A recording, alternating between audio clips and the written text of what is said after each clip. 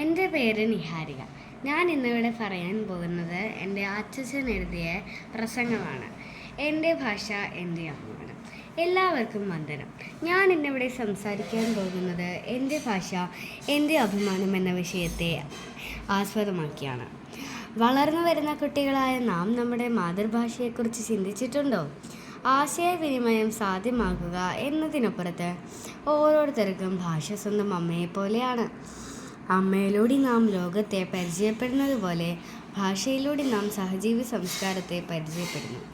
അറിവ് നേടാനും ഭാഷ ഒരു പ്രധാന ഇടനിലയായി നിൽക്കുന്നുണ്ട്. ഓരോ ഭാഷക്കാരൻ്റെയും സംസ്കാരം അവൻ്റെ ഭാഷയിലൂടെ പ്രകടിപ്പിക്കപ്പെടുന്നു. ശബ്ദത്തെ വാക്കുകളും പ്രതീകങ്ങളുമാക്കി ഒരു ദേശത്തിൻ്റെ തന്നെ സംസ്കാരം ഭാഷയിലൂടെ തിളങ്ങുമ്പോൾ നമുക്ക് നമ്മുടെ ഭാഷ അഭിമാനമാകുന്നു. എൻ്റെ ഭാഷ എൻ്റെ അഭിമാനം. നമുക്കൊരു നല്ല ഭാഷാ സ്നേഹിയാകാം. നന്ദി, നമസ്കാരം, ജയ് ഹിന്ദ്. കഴിഞ്ഞു.